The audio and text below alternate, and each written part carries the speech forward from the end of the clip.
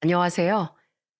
기상천외한 일로 저세상 문턱을 밟을 뻔했던 60대 여자입니다. 모골이 송연해진다는 말 아시나요? 털과 뼈가 오싹하고 쭈뼛해진다는 뜻으로 그 정도로 끔찍한 일을 당했을 때 주로 쓰는 말이죠. 그리고 저는 실제로 과장 하나 없이 모골이 송연해짐을 생생하게 느낀 적이 있어요. 몇 년 전 제게 일어난 끔찍한 일로 인해 말입니다. 그때 충격으로 한동안 정신과 상담을 받게 됐는데 그때 의사 선생님이 제게 그러시더라고요. 계속해서 불안함이 남아있다면 그때의 기억을 되새기는 게 아닌 배출해낸다는 느낌으로 글을 써보는 게 어떻겠냐고요. 상담 당시엔 아예 그때 일을 떠올리고 싶지 않아 말을 듣는 신용만 했는데 여태 그 일로 가끔 악몽을 꾸다 보니 이제야 그 솔루션을 실행에 옮겨볼 마음이 생겼습니다. 그리고 기왕 글을 쓸 거 평소 즐겨 듣던 사연투브의 사연으로 보내보면 어떨까 싶어 이렇게 사연 신청을 하게 되었답니다. 그럼 지금부터 그 소름 돋고 끔찍했던 사건에 대해 이야기를 시작해 볼게요. 제겐 두 아들과 막내인 딸이 있습니다. 큰아들이 14살 때 남편이 사고로 세상을 떠나며 저는 혼자서 삼남매를 키워야 했죠. 다행히 남편이 남긴 재산이 어느 정도 있었기에 아이들을 키우는데 경제적인 큰 무리는 없었습니다. 하지만 흥청망청 쓸 정도의 재산도 아니라 저는 아끼고 아끼며 아이들을 공부시키고 대학까지 보냈어요. 애들이 공부할 때 저 또한 놀고만 있지 말자 싶어 저는 공인중개사 시험을 준비했습니다. 당당히 시험에 붙은 이후엔 부동산을 차려 돈을 벌기 시작했죠. 세 아이 중 둘째와 막내딸은 공부를 특히 잘해 둘째는 명문대를 졸업 후 회계사가 되었고 막내딸 또한 서울의 이름 있는 대학을 졸업한 후 대기업에 입사했습니다. 반면 큰아들은 지방의 대학을 나와 서울의 평범한 중소기업에 취업했죠. 하지만 둘째와 막내는 배려도 잘하고 성품도 착했던 큰아들을 맞이로서 항상 존중했고 가끔 직장 이야기가 나오면 기죽은 모습을 보이긴 했지만 큰아들 또한 동생들과 우애 좋게 지냈어요. 저야 뭐 자식들이 무탈하게 자라 한 사람의 어엿한 사회인이 되어준 것만으로도 충분히 감사해 새 아이가 똑같이 자랑스러웠습니다. 오랜 기간 연애를 했던 둘째는 나이 32에 자기 형보다 먼저 회계사인 작은 며느리와 결혼을 했어요. 체린이 나이도 있고 그쪽 부모님들도 내심 기다리는 눈치라 더 미룰 수가 없었어. 형이 먼저 가야 하는데 미안해 형. 넌 별게 다 미안하다. 됐어 임마. 그리고 나도 지금 만나는 사람 있어. 진짜? 누구? 얼마나 됐는데? 우리 회사 격리 보는 사람인데 항상 나를 북돋아주는 좋은 사람이야. 같이 있으면 내가 괜히 대단한 사람이라도 된 것 같아서 힘이 돼. 아직 만난 진 3개월 정도밖에 안 됐는데 너 결혼하면 나도 슬슬 내 가정을 꾸릴 준비를 할까 해. 그렇게 둘째가 결혼한 지 1년 뒤 큰아들 또한 35의 나이로 결혼을 했습니다. 어릴 적 부모님이 이혼한 후 홀아버지 아래서 외롭게 자랐다는 큰며느리는 처음엔 북적거리는 집안 분위기에 어색해하는 것 같았습니다. 작은 며느리인 같은 며느리 입장이어서 그런지 큰며느리를 계속 챙기더라고요. 특유의 친화적인 성격으로 먼저 농담도 하며 분위기를 자연스럽게 풀어갔죠. 이대로면 며느리들까지도 잘 지내겠다 싶어 안심하려는데 어느 날 저는 주방에서 큰며느리가 작은 며느리에게 하는 이야기를 듣고 깜짝 놀랐습니다. 동서, 혹시 나한테 뭐 우월감 같은 거 느껴? 네? 에이, 그게 무슨 소리세요, 형님? 그렇잖아. 솔직히 손윗 사람은 좀 어렵게 대해야 하는 거 아닌가? 근데 동서는 무슨 편한 부하 직원 대하듯 나한테 농담 따먹기나 해대고 있잖아. 서방님하고 동서 둘 다 회계사라고 중소기업 다니는 내 남편이랑 난 무시하는 거지?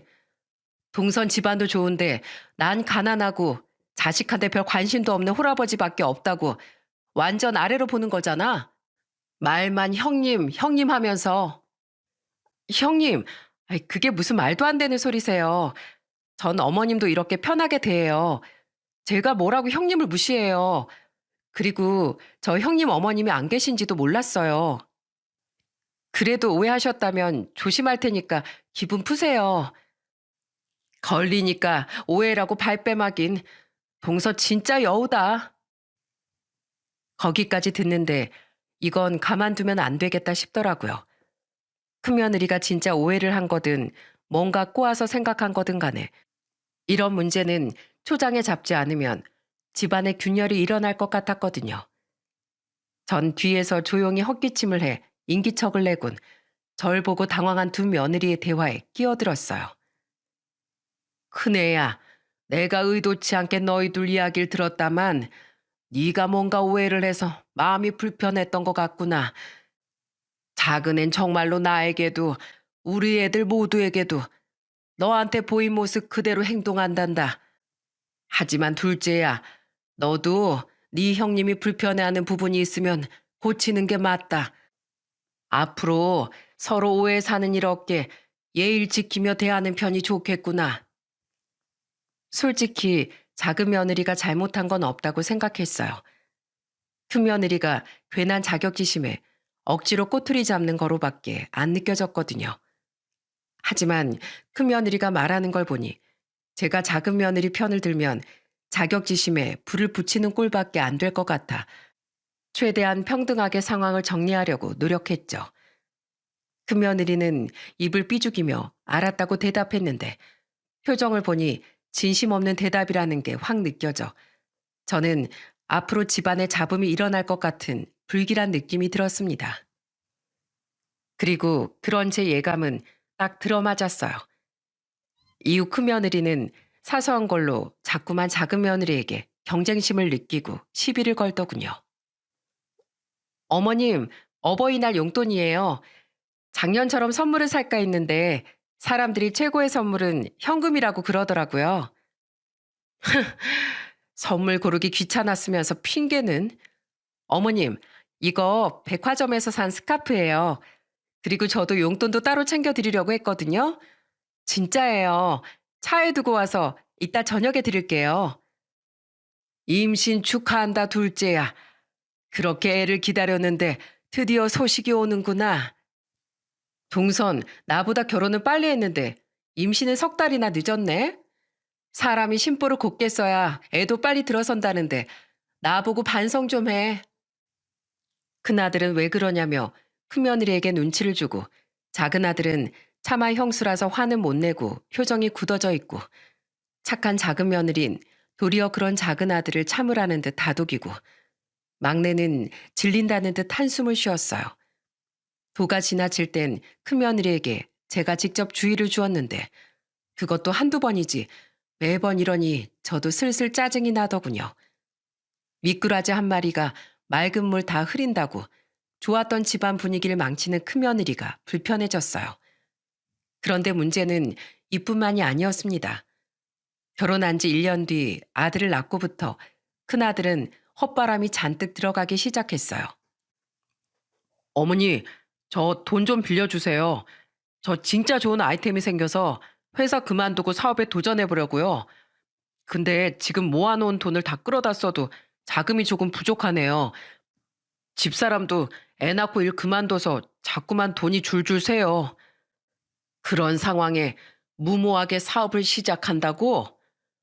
이건 진짜 무조건 잘 될 거예요. 그리고 제 나이가 벌써 37인데 더 늦기 전에 저도 제 인생 걸고 도전 한번 해보고 싶어요.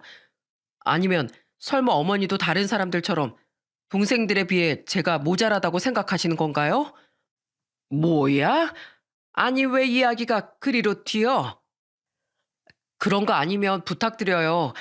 저 진짜 잘 해낼 수 있어요.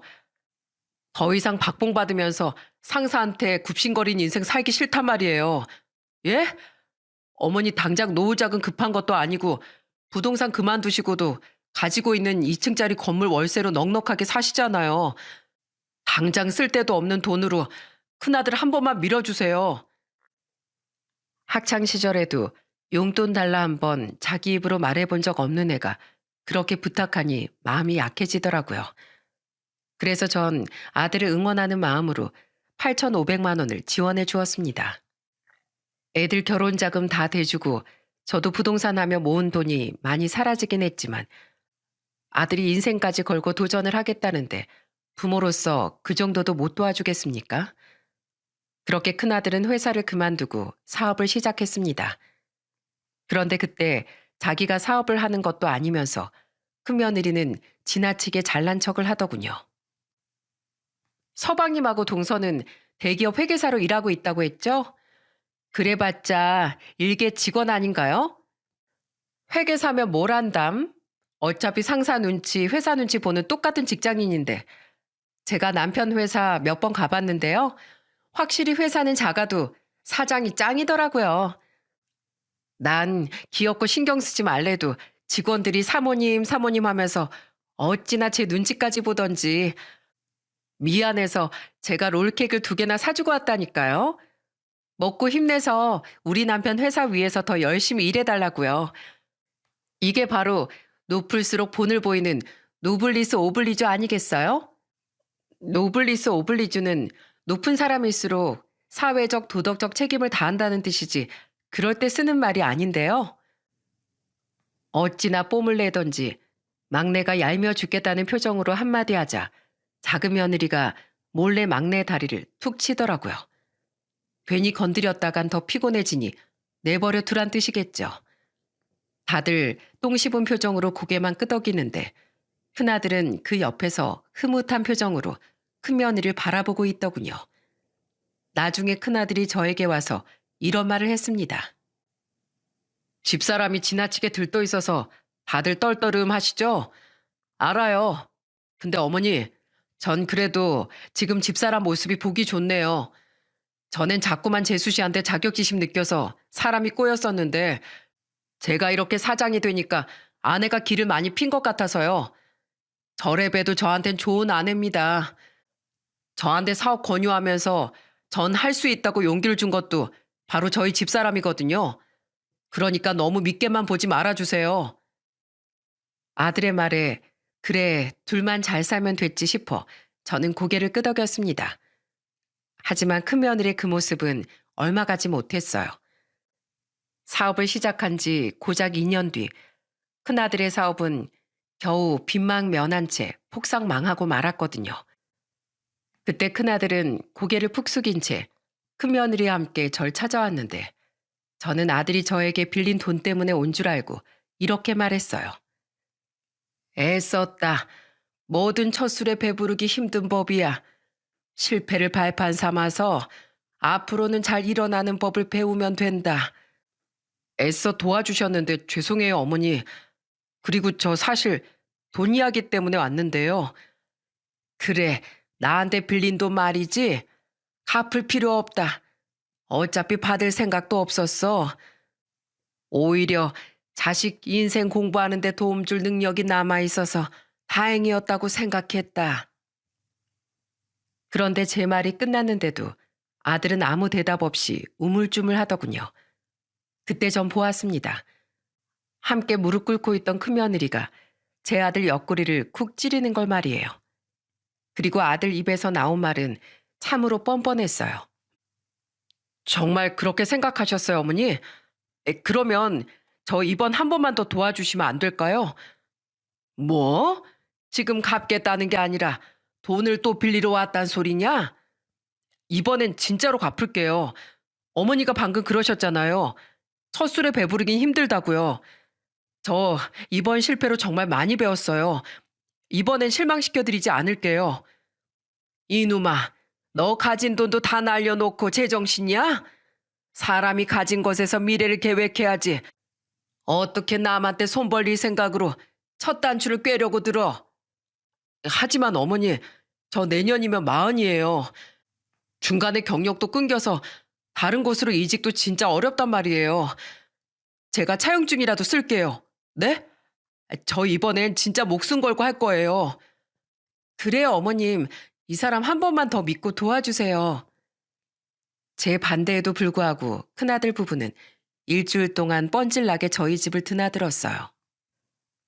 결국 저는 차용증을 쓰는 조건으로 1억 5천이라는 거금을 빌려주고 말았죠. 돈을 받아내야겠다는 마음보단 부모 돈이라도 우습게 알면 안 된다는 경각심을 심어주기 위해 말입니다. 하지만 큰아들은 이번엔 1년을 넘기자마자 사업을 말아먹었어요. 그런데 큰아들 부부는 또다시 저를 찾아와 뻔뻔하게도 이번엔 제가 월세 받고 있던 건물을 담보로 대출을 받아 돈을 해달라고 하질 않겠어요? 너 지금 내가 이제 돈 없다니까 대출까지 받아서 또 사업 자금을 해달라는 거냐? 제정신이야? 그건 내 노후 자금 전부나 다름없어. 죄송해요, 어머니. 하지만 이 나이에 다른 회사 다시 들어가기도 힘들고. 아, 그건 저번에 돈 빌려갈 때 이미 댔던 핑계잖아. 처음보다도 더 일찍 사업 접은 거 보면 모르겠어? 넌 사업이랑은 연이 아닌 거야. 자기 자신이 잘하는 걸 파악하는 것도 능력이라고. 다른 회사 들어가기 힘들면 식당에 가서 일을 하든 막노동을 하든 네 스스로 살 길을 찾아야지. 어떻게 반성의 기미도 없이 또 나한테 손을 벌려서 사업할 생각을 해. 사업병엔 답도 없다더니만 왜 이렇게 잔뜩 헛물이 들었어? 어머님, 어떻게 단 2번 만에 아범을 안 될 사람이라고 치부하세요. 어머님 말론 아니라고 하시면서 제 남편이 서방님하고 아가씨보다 못하다고 생각하시는 거죠? 그래서 무시하시는 거죠? 여태까진 운이 없었다 뿐이지 제가 옆에서 보니까 이 사람 확실히 사업에 소질이 있어요. 제가 보증한다니까요. 어머님 지금 괜히 그깟 2층짜리 건물 지키려다 큰아들 대성할 길을 막으시는 거예요. 그럼 네가 직접 돈 벌어서 뒷바라지 하거라. 정민아, 내가 부동산 쪽에 있으면서 느낀 게 뭔지 아니? 가능성 없는 땅을 미련 남아서 못 팔고 있는 것만큼 헛물 켜는 일도 없다는 거야. 아닌 걸 알았으면 대차게 손 털고 다른 길 찾아 나서는 게 진짜 성공할 사람의 자세야. 너무하세요, 어머니. 이 사람은 제 가능성을 항상 믿고 지지해 주는데 어머님 부모가 돼서 자식을 그렇게 못 믿어주세요? 역시 어머니도 동생들에 비해 제가 못 믿어오셨던 거죠? 시끄러워. 자격지심이 옮기라도 한 게냐? 적어도 넌 안 그러더니 이젠 부부끼리 똑같이 그 말도 안 되는 억지를 쓰고 있어. 상황과 능력이 안 되는데도 부추기는 건 믿어주는 게 아니라 무책임한 거야.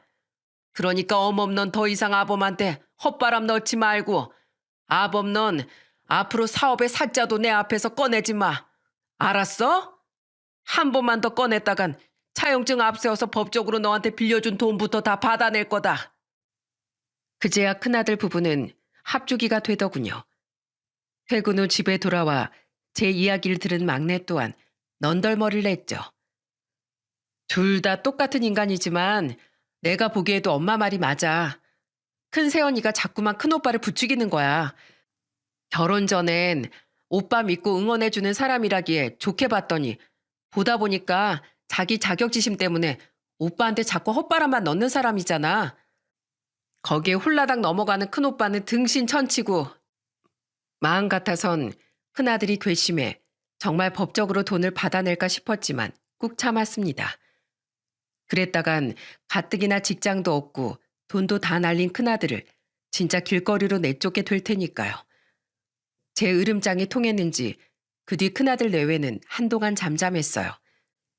그런데 큰아들이 다녀가고 얼마 되지 않아 저에게 심장이 떨어질 뻔한 큰일이 하나 생겼죠. 유방암이요? 아니, 이 나이에도 유방암이 걸리나요? 그럼요. 오히려 60세 넘어가고부턴 유방암 걱정을 내려놓는 경우가 많아져서 많이 악화된 뒤에야 병원에 오시는 분들이 많아요. 그래도 정인숙님께선 초기에 발견됐으니 불행 중 다행이네요. 자꾸 제 가슴에 멍울이 만져지고 아파서 혹시나 하고 검사를 받았는데 결과가 암이라는 겁니다. 초기라고 해도 암이라는 단어 자체가 주는 두려움 때문에 너무 무섭더군요. 다행히 저는 부분 절제술을 통해 수술을 받고 항암 치료 없이 방사선 치료만 받게 됐어요. 그런데 수술이 끝난 후 마취가 깨고 정신이 들었을 때 저를 보고 제일 서럽게 운 사람이 누구였는지 아십니까? 어머니, 정신 드세요? 저 알아보시겠어요? 정말 죄송해요, 어머니. 제가 불효자였어요. 부모님이 건강만 하셔도 더 바랄 것 없이 감사한 건데 제가 잠깐 미쳐서 어머니 노후 자금까지 탐냈어요. 제가 진짜 제정신이 아니었나 봐요. 내가 죽는 것도 아닌데 왜 그렇게 서럽게 우니 이 녀석아. 그래도 수술이라는 게 도중에 어떻게 될지 모르는 거잖아요. 어머니 잘못될까 봐 제가 얼마나 무서웠다고요. 어머니 몸속에 암덩어리가 생길 동안 전 어머니 속만 썩였어요. 너무 부끄러워요. 저 이제부터라도 정신 차리고 일구해서 착실하게 살게요, 어머니. 어머니 돈도 걸리겠지만 다 갚을게요. 두 번 다시 속 안 썩일 테니까 제발 아프지만 마세요. 그건 바로 큰아들이었어요. 처음 제 암 소식을 듣고도 놀라긴 했지만 제가 수술하는 동안 마음 여린 큰아들은 정말 많은 생각을 했나 보더라고요. 그 뒤 큰아들은 정말로 변했습니다. 더 늦기 전에 기술을 배워야겠다며 큰아들은 도배일을 배우기 시작했어요. 아는 지인이 아버지 때부터 도배를 했다며 큰아들을 자기 옆에 끼워 월급도 주고 일도 가르쳐 주기로 했다면서 말이죠. 그리고 생각보다 일이 적성에 잘 맞는지 일주일에 한 번은 절 찾아오던 큰아들은 밝아진 표정으로 제게 말하더라고요.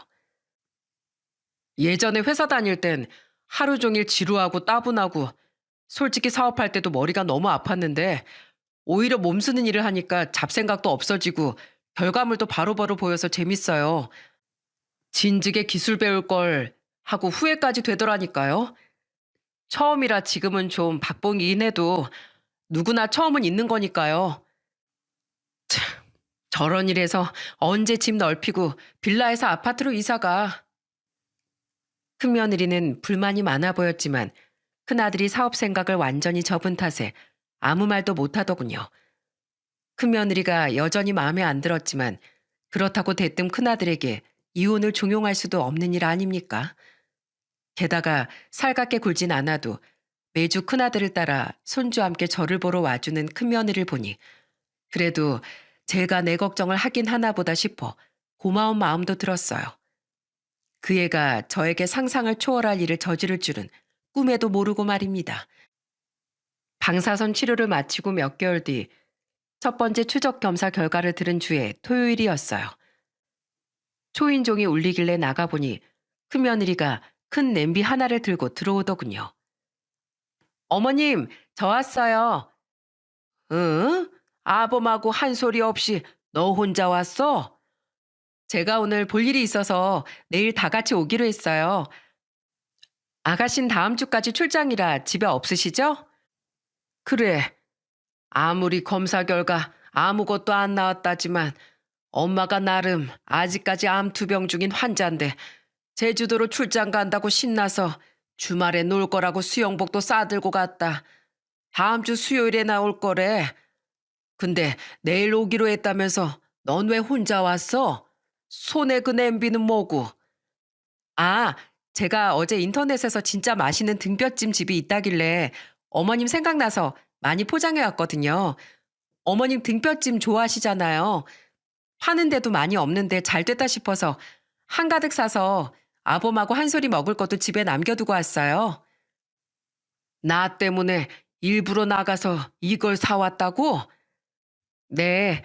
솔직히 그동안 제가 매번 어머니께 돈 이야기는 하러 왔지. 최근에 며느리 돌이 제대로 한 적이 별로 없더라고요. 명색이 큰며느리인데요. 어머님 투병 중이신데 몸에 좋은 보약 한번 안 지어드리고 제가 진짜 나쁜 며느리였죠? 사실 등뼈찜은 핑계예요. 갑자기 전화드려서 앞으로 잘하겠다고 말하기도 어색할 것 같아서 이거 핑계로 혼자 오늘 잠깐 들른 거예요. 어머님, 제가 그동안 죄송했어요. 애 아빠가 정신 차린 만큼 저도 더 이상 헛물 안 키고 제대로 살게요. 큰며느리는 민망해서 빨리 가야겠다며 등뼈찜 맛있게 드시라는 말을 남기고 돌아갔습니다. 큰며느리와 속마음에 대한 대화를 한 건 처음이라 마음이 뭉클하더라고요. 큰며느리가 돌아간 후 저는 널던 빨래를 마저 널고 집안 청소도 마쳤어요. 몸이 많이 회복되어 이 정도 일상생활은 충분히 운동 삼아 가능했거든요. 그리고 마침 점심때가 다가오고 있었기에 남은 밥과 함께 먹으면 좋겠다 싶어 저는 등뼈찜을 가스레인지에 데웠습니다. 촉촉하고 윤기가 흐르는 게 정말 먹음직스러워 보이더군요. 등뼈 몇 조각을 덜어 식탁으로 가져온 저는 밥을 한 숟가락 먹고 등뼈찜 한 조각을 베어 물었어요. 오래 삶은 고기인지 부드럽게 뼈에서 분리되는 게 정말 맛있었습니다. 그런데 그때였어요. 어머니! 누군가 우당탕탕 집에 들어오며 저를 부르더군요. 깜짝 놀라서 제가 입에 있던 고기를 삼키고 뒤를 돌아보니 그곳엔 5살인 손주의 손을 잡고 큰아들이 헉헉대며 숨을 고르고 있었어요. 그리고 제 손에 들린 등뼈찜을 본 큰아들은 다급히 달려와 제 손에서 그걸 빼앗더라고요. 뭐야? 아니, 너 왜 그래? 벌써 드셨어요, 어머니? 어머니, 이거 먹으면 큰일 나요. 대체 전화는 왜 안 받으신 거예요? 괜찮으세요? 하나씩 물어, 하나씩. 아까 아침에 드라마 보느라 무음으로 해놔서 못 봤나 보구나. 그 사이에 어멈도 왔다 가고 빨래랑 청소도 하느라 휴대폰 볼 시간이 없었어. 근데 넌 왜 전화했어? 뭐가 큰일이나? 이거 어멈이 사다 준 건데. 아들은 지나치게 불안한 표정으로 절 살피더군요. 대체 무슨 일인지 어리둥절하던 그때 저는 갑자기 심한 복통과 함께 목이 간지러워지는 걸 느꼈어요. 뭔가 잘못됐다는 걸 직감했지만 때는 이미 늦었습니다. 순식간에 목이 붓더니 숨이 제대로 안 쉬어졌고 저는 그대로 바닥에 쓰러지고 말았죠. 어머니! 호흡 곤란이 와서 정신까지 몽롱해지는 와중에 큰아들이 다급히 구급차를 부르는 소리가 들렸습니다. 계속해서 큰아들이 절 부르는 소리, 놀란 손주가 울음을 터뜨리는 소리, 구급대원들이 도착하는 소리가 실타래처럼 얽히고 설켜 머리까지 아파왔어요. 제가 아는 익숙한 고통이었죠. 급히 응급실로 이송된 전 주사 한 대와 링거를 맞은 지 2시간이 지나서야 상태가 점차 호전됐습니다. 괜찮으세요, 어머니? 그래, 이제 좀 낫구나. 근데 아범아, 이게 대체 어떻게 된 일이니? 왜 등뼈찜에 땅콩이 들어가 있던 거야? 제가 쓰러진 원인은 바로 땅콩 알레르기 때문이었어요. 저는 아주 심한 땅콩 알레르기를 가지고 있었거든요. 조그만 섭취에도 금세 기도가 부어 호흡 곤란이 오고 쇼크사 위험도 컸죠. 때문에 외식도 잘 하지 않고 밖에서 음식을 먹을 땐 항상 땅콩 성분을 확인할 정도로 저는 음식에 예민했습니다. 그런데 등뼈찜에 땅콩 성분이 들어간다는 것 듣도 보도 못했어요. 게다가 제가 땅콩 알레르기가 심한 건 가족들이 전부 다 알고 있었기에 저에게 음식을 사다 줄 땐 땅콩 성분을 다들 기본적으로 확인해 주곤 했던지라 아무런 의심을 못했던 거죠. 소식을 듣고 작은 아들 내외 또한 자신들의 아들을 데리고 병원에 도착했더군요. 그리고 큰아들의 입에서 나온 말을 듣고 그 자리에 있던 우리는 모두 뒤로 나자빠질 뻔했습니다. 큰아들이 폭로한 건 다름 아닌 큰며느리의 극악무도한 정체였거든요. 그거 애엄마가 일부러 집어넣은 거예요. 뭐? 그럴 리가. 네가 잘못 알았겠지. 먹으면 죽을지도 모르는 걸 뻔히 알면서 걔가 왜 그런 짓을 해? 밖에서 사왔다고 했으니까 어멈도 몰랐던 거겠지. 나도 등뼈찜에 땅콩 성분이 들어갔을 거라곤 상상도 못했으니 어멈도 아무 생각 없이 사오지 않았겠니? 아니에요. 제가 집사람 나가자마자 일찍 청소 끝내놓고 좀 쉬려고 청소기를 돌렸거든요. 근데 저희 집 식탁 다리 아래에서 껍질 깐 땅콩이 하나 나오더라고요. 식탁 다리 바닥 부분이 굴곡진 모양으로 돼 있어서 잘 안 보이는 틈이 있었거든요. 처음엔 이게 대체 왜 떨어져 있나 싶어서 들어서 올렸는데 그걸 보니 우리 한솔이가 갑자기 부자 되는 마법의 음식이다 이러더라고요. 그래서 그게 무슨 소리냐고 땅콩 아냐고 물어보니까 한 소리가 그거 이름이 땅콩이네요. 그러면서 하는 말이 전날 애엄마가 애 데리고 시장 가서 한참을 돌아다니더니 그거 파는 아주머니한테 딱 한 주먹만 팔아달라고 했다는 거예요. 10,000원이나 주면서요. 그리고 그걸 집에 가져와서 엄청나게 빻았다고 하더라고요. 아마 절구통에 빻은 거겠죠. 그때 그게 뭐냐고 한솔이가 물었더니 그 여자가 글쎄 뭐랬는 줄 아세요? 한솔아, 이리 와서 네가 직접 말해봐. 큰아들은 뒤에 멀뚱멀뚱 서 있던 손주를 불렀습니다. 그리고 손주 입에서 나온 말은 가히 충격적이었어요. 엄마가 부자가 되게 해주는 가루를 만드는 거라고 했어요. 그것만 있으면 아빠도 다시 구질구질한 일 그만두고 사장님 되고 엄마는 사모님 되고 집도 더 큰 집으로 이사 갈 수 있다면서요. 그래서 제가 옆에서 수리수리 마수리 우리 가족 더 부자 되게 해줘라. 야! 이렇게 주문도 걸어줬는데 엄마가 그거 큰 냄비에 넣고 막 섞었어요. 시장에서 같이 사온 고기들 잔뜩 담긴 냄비예요. 아까 할머니 집에 있던 고기 있잖아요. 그거요.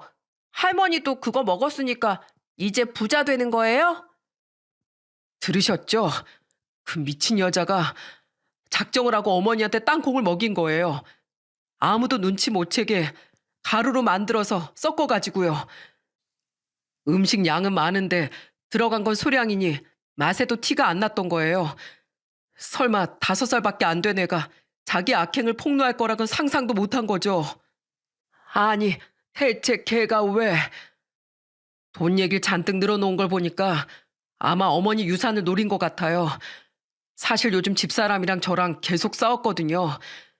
전 이미 사업 생각 접은 지 오랜데 그 사람 혼자 포기도 못하고 계속해서 건물 담보로 대출 받아달라고 해라. 동생들은 회계사의 대기업 직원인데 도배를 한다고 하면 창피하지도 않냐. 한 번만 더 사업해봐라. 엄청 보챘거든요. 어머니 말대로 그 사람은 저를 믿었던 게 아니라 자기 자격지심 때문에 저를 어떻게든 사업가로 만들고 싶었나 봐요.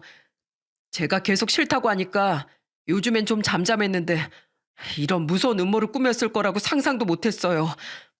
어머니가 땅콩 알레르기 있는 걸 절대 모를 수가 없는데 어떻게 이런 짓을 꾸며요? 제가 집에 며느리가 아니라 끔찍한 범죄자를 들인 거예요. 도저히 믿기지 않는 큰아들의 말에 다들 입을 떡 벌렸습니다. 동갑인 두 손주만 우리를 멀뚱멀뚱 쳐다보고 있었죠. 진짜야, 형? 이거 무슨 몰카야? 나 지금 이 상황이 도저히 믿기지가 않아서 그래. 나도 처음엔 도저히 이게 무슨 일인지 믿어지지가 않았어.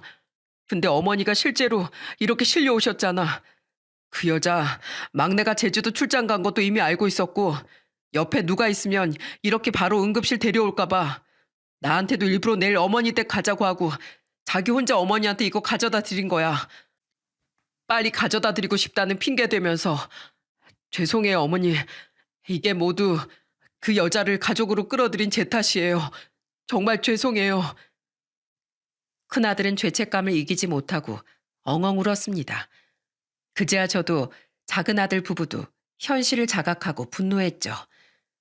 저는 무려 3시간이나 더 휴식을 취한 뒤에야 상태가 나아져 집으로 돌아올 수 있었어요. 두 아들과 작은 며느리 또한 제가 걱정되어 함께 집에 오는데 죽을 뻔했다는 사실이 너무 분하고 화가 나서 미치겠더라고요. 다들 같은 마음이었는지 큰며느리 당장 신고해야 한다. 잡아다가 아주 요절을 내는 게 먼저다 하고 있는데 양반은 못 되는지 큰며느리에게서 전화가 걸려오더군요. 그것도 제 휴대폰으로 말입니다. 저는 주의를 조용히 시키고 최대한 아무 일도 없던 것처럼 전화를 받았어요. 오냐, 어머님 집이세요? 그럼 집이지. 내가 어디겠니? 혹시 제가 사다 드린 등뼈찜 아직 안 드셨어요? 내일 먹으려고 아직 안 먹었다. 그거 확인하려고 전화했니? 그게 저는 외출하느라 아직 집에 있는 걸 못 먹어봐서 맛이 궁금해서요. 어머님이 워낙 좋아하시는 음식이니까 어머님이 맛있게 드셨나 궁금하기도 했고요. 얼른 드셔보세요, 어머님. 이미 산지 하루가 지나서 상할지도 모르잖아요. 아니면 저 아직 저녁 식사 전인데 지금 갈 테니까 같이 먹을까요? 저 볼 일 다 끝났거든요. 그래?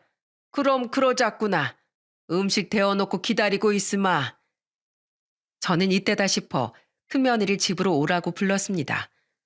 경찰에 신고를 해도 도망을 가면 어쩌나 싶어 아예 도망을 못 가게 잡아두려고요.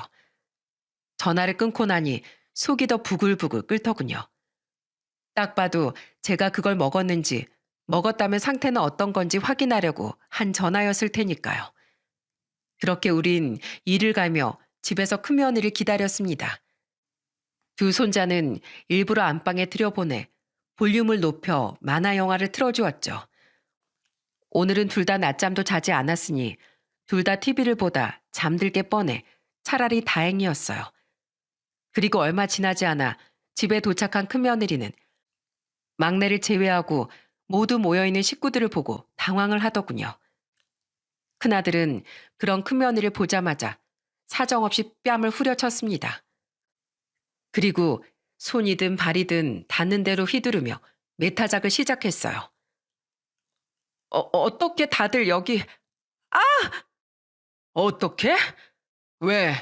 혼자 와서 얼른 우리 어머니한테 등뼈찜 먹이고 끝장내려고 했는데 다들 있어서 당황했냐? 소름 끼치는 이 여편네야. 감히 우리 어머니 유산을 노리고 일부러 땅콩을 음식에 넣어? 네가 사람이야? 어떻게 사람이 고작 돈 때문에 이런 짓을 할 수가 있어? 우리 어머니 너 때문에 응급실 실려갔다고 오셨어. 사람이 죽을 뻔했다고. 어머님이? 여보, 잠깐만. 내가 일부러 왜 그런 짓을 어머님한테 해. 저거 사온 음식인 거 당신도 알잖아. 등뼈찜에 땅콩이 들어갔을 거라고 난 상상도 못했다고. 그딴 식으로 발뺌할 줄 알았다. 우리 아들이 다 말해줬어. 당신이 시장에서 등뼈도 땅콩도 다 직접 사다가 요리한 거라고. 뭐? 밖에서 샀다고 하고 땅콩 산 거 안 걸리게 카드 말고 현금으로 사면 안 걸릴 줄 알았냐? 조금만 뒤캐보면 뻔히 다 알게 될 일을. 뭐 부자가 되게 해주는 가루? 이거 진짜 사이코패스 아니야? 뭐 한 소리가? 여보, 제발 그만 좀 때려. 내가 잘못했어. 난 그냥 당신 위해서 당신이 돈 때문에 충분히 성공할 수 있는 사업과 자질을 포기한 것 같아서 그래서 그런 거야. 세상에서 당신을 제일 믿는 사람이 나인 거 당신도 알잖아. 네가 날 믿었다고? 웃기는 소리 하지 마. 당신은 그냥 내 동생들하고 재수 씨에 대한 자격지심에 잔뜩 찌들어 있다가 그 사모님 소리 한번 들으니까 거기 꽂혀서 나한테 계속 사업하라고 부추긴 거잖아. 정작 당신은 집에서 놀기만 했으면서 처음부터 당신 말에 넘어가서 사업에 손을 댔으면 안 됐던 거야. 그때 잠깐 맛본 단맛을 못 잊어서 당신이 이런 괴물이 된 거라고. 미안해 여보. 어머니 제가 잘못했어요. 근데 어머님 안 죽으셨잖아요. 지금 이렇게 멀쩡하시잖아요. 제발 저 좀 살려주세요. 저 이러다 진짜 죽겠어요. 어머님 좋은 분이시잖아요. 네? 싹싹 빌어도 씨알도 안 먹히자 큰며느리는 엉금엉금 제 발치로 기어오더라고요. 저는 그런 큰며느리에게 분노에 차서 소리쳤습니다. 넌 날 이 세상에서 없애버리려고 했는데 내가 왜 널 살려줘야 하니? 내 살다 너처럼 속이 시커멓고 끔찍한 애 난생 처음 본다. 너 처음 이 집에 왔을 때 작은 애한테 말도 안 되는 트집 잡아가면서 자격지심 부릴 때부터 싹을 잘라냈어 했는데 너 때문에 한때 큰애랑 가족들 사이 다 틀어지게 하더니만 이젠 이 시애미한테 이딴 끔찍한 짓을 저질러? 넌 법의 처벌을 받는 거로 모자라 언젠간 끔찍한 천벌 또한 받게 될 거다. 노력이라곤 일절 안 하면서 탐욕을 위해서 남의 목숨조차 우습게 하는 너라nen 평생 아무한테도 인정도 대접도 받지 못하고 쓰레기 취급만 받으면서 살게 될 거야. 두고 봐라. 당신이 무슨 낯짝으로 우리 어머니한테 살려달라는 소리를 해? 어서 이리 안 와? 동서 살려줘. 적어도 동서는 나 외면하면 안 되는 거잖아. 내가 누구 때문에 이렇게 했는데. 이게 다 처음부터 동서가 나한테 괜히 잘난 척하니까 그거 꼴 보기 싫어서 어떻게든 성공해 보려다가 이렇게 된 거잖아. 아니야. 그래. 다 내 오해고 다 내 잘못이야. 그러니까 나 좀 살려줘, 동서. 어? 동서 이해심 깊고 착한 사람이잖아. 적어도 같은 며느리에다 여자인 날 불쌍하게 여겨줄 거잖아. 불쌍?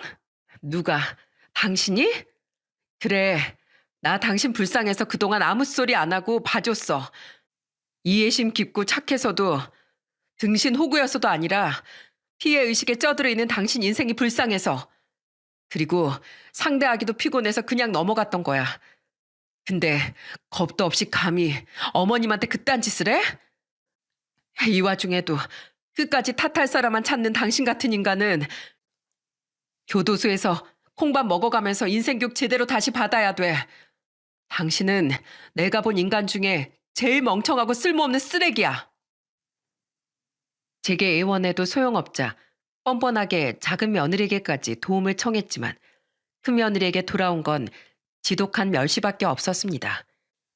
작은 아들은 바닥에 엎어진 채 엉엉 우는 큰 며느리에게 침을 탁 뱉었죠. 호되게 당한 큰 며느리는 자식들의 감시하에 도망도 가지 못하고 붙잡혀 있다가 큰아들의 신고로 경찰에게 붙잡혀 갔어요.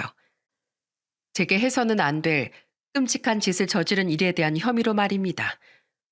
경찰에게 끌려가기 전 큰 며느리는 경찰들을 뿌리치고 도주를 시도했는데 붙잡힌 와중에도 어떻게든 달아나려고 발악을 하더라고요. 그 결과 큰 며느리는 도주 위험이 있다고 판단돼 구속수사를 받게 됐죠. 거기에 그치지 않고 혹시 불기소 처분이 됐을 때를 대비해 우린 그 끔찍한 짓에 대한 미수 혐의로 큰 며느리를 고소했습니다. 뒤늦게 소식을 접하고 다음날 저녁 서울로 올라온 막내는 왜 제가 쓰러지자마자 자기를 부르지 않았냐며 길길이 날뛰더군요.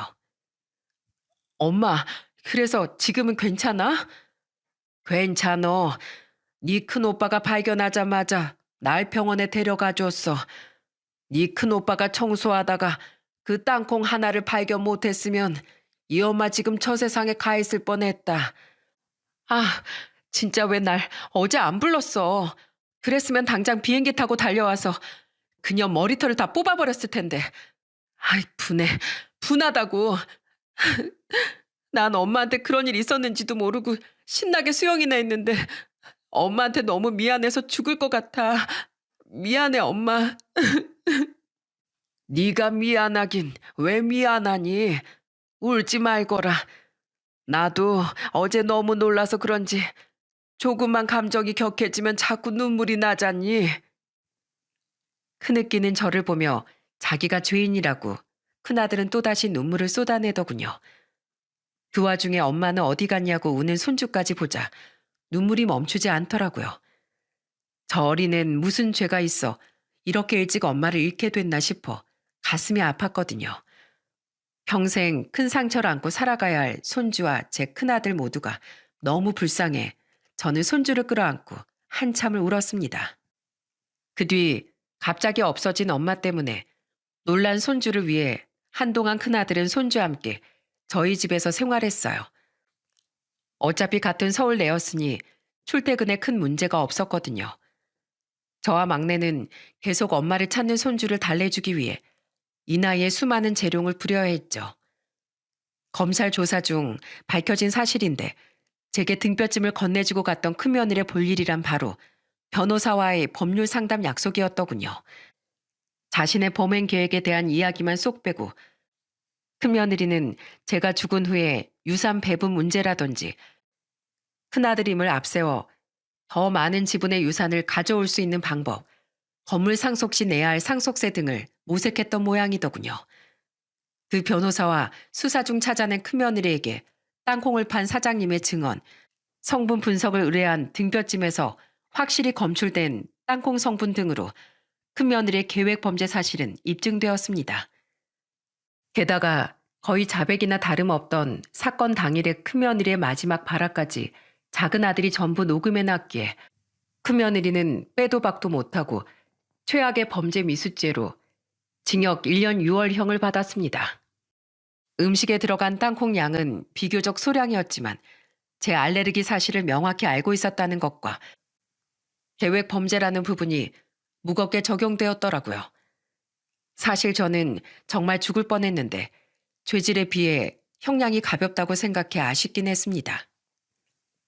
큰아들은 한창 사건이 진행되던 와중 큰며느리에게 이혼 소송을 걸었고 유책 사유가 워낙 중대해 큰며느리는 이혼을 당한과 동시에 손주에 대한 양육권과 친권도 내주어야 했습니다. 그 엄청난 일들이 진행될 동안 자식 일에 워낙에 관심 없던 박가사도는 우리에게 미안하다는 전화 한 통 걸지 않고 법정에도 모습을 드러내지 않더라고요. 유일하게 큰며느리가 조금이나마 불쌍하게 느껴진 부분이었죠. 그렇게 잊지 못할 그 사건이 일어난 지도 벌써 2년이라는 시간이 지났네요. 이제 해가 지났으니 횟수로는 3년이 지난 거죠. 그동안 우리 가족에겐 큰며느리의 부재 말고도 몇 가지 변화가 있었답니다. 할머니, 저 등 긁어주세요. 졸려요. 우리 한솔이 벌써 자려고? 그래, 이리 와. 헬미가 우리 손주 잠들 때까지 긁어줄게. 우선 제 큰아들은 살던 집을 처분하고 손주와 함께 저희 집에 들어와 살고 있습니다. 저와 살던 막내딸은 작년 초에 결혼을 해서 출가하게 되었거든요. 올해 초등학교에 들어가게 된 손주는 워낙 저를 잘 따라 지금은 밤마다 제 옆에서 잠을 청할 정도로 제 껌딱지가 되었죠. 큰아들은 살던 집 전세금 대부분을 저에게 주었어요. 사업 때문에 빌렸던 돈 너무 늦게 갚아드려서 죄송해요, 어머니. 거기다 어머니 집에 얹혀 살게 되기까지 해서 더더욱이요. 안 갚아도 된다니깐 너도 참 고지식하다. 그리고 얹혀 살긴 막내 결혼하고 혼자 남은 내 걱정해서 일부러 여기 들어오는 거 내가 다 안다. 늙음하게 이 엄마 외롭지 않게 챙겨줘서 오히려 내가 고맙지. 큰아들은 아직까지 도배 일을 하고 있습니다. 지금은 제법 경력도 쌓이고 수당도 올라 열심히 돈을 모으고 있어요. 큰아들은 꾸준히 도배 기술을 열심히 배워 언젠간 자기 도배 가게를 열어 손주의 대학 등록금과 결혼 자금까지 턱턱 내줄 수 있는 아빠가 되는 게 꿈이라고 하더군요. 작은 아들 내외도 그런 큰아들을 응원하며 손주의 엄마 없는 빈자리를 많이 메워주려고 노력한답니다. 최근 임신을 한 막내는 저희 집에 자주 오지 못해도 새 아이는 여전히 끈끈한 형제애를 유지하며 잘 지내고 있죠. 전 앞으로 아내 없이 손주를 키워갈 큰아들과 엄마 없이 자랄 손주를 지켜주기 위해 오래도록 건강관리 잘하며 이 자리를 지켜나갈 생각입니다. 아직 완치 판정을 받지 못했지만 꾸준히 추적 검사에서 좋은 결과를 듣고 있어요. 한 가지 걱정이 있다면 아직까지 손주에게 큰며느리에 대해 말해주지 못했다는 겁니다. 당시 5살이었고 지금도 고작 8살인 손주에게 엄마가 흉악한 범죄자라는 사실을 알릴 수가 없었거든요. 다만 손주가 엄마를 보고 싶어하는 일은 방지하기 위해 엄마는 아빠에게 큰 잘못을 하고 이혼해서 딴 나라로 갔다고 이야기를 해놓은 상태죠. 언젠가 사실대로 이야기를 해줘야 될 텐데 언제 어떻게 잘 이야기해줘야 손주가 받을 충격에 상처가 덜할지 여전히 저와 큰아들은 함께 고민 중이랍니다. 부디 손주가 그때까지 심지 굳건한 아이로 자라주길 간절히 바라면서 말입니다. 여러분, 저는 이 충격적인 사건을 겪으며 욕심이 얼마나 무서운 것인지에 대해 깊게 생각해 보게 되었습니다. 지나친 욕심은 사람의 마음을 망가뜨리고 도덕성이라는 것에 대한 인지 기능을 마비시키는 존재라고 생각해요. 그렇게 거리낄 것이 없게 된 사람은 멈춰야 할 곳에서 멈춰서지 못하고 결국은 괴물이 되어버리는 거죠. 마치 욕심에 눈이 멀어 제게 끔찍한 짓을 저지른 큰며느리처럼 말입니다. 그러니 여러분, 물론 대다수의 분들은 저보다 훨씬 현명하고 사려 깊은 분들이시겠지만 그래도 제 사연을 듣고 과한 욕심을 한 번 더 멀찍이 밀어내는 시간을 가져보셨으면 좋겠어요. 과한 욕심은 자신을 망가뜨리는 지름길이 될 수 있으니까요. 부디 여러분의 인생엔 저와 같은 천인 공노할 사건이 일어나지 않길 바라며 이만 사연을 마치겠습니다. 함께해 주셔서 감사합니다.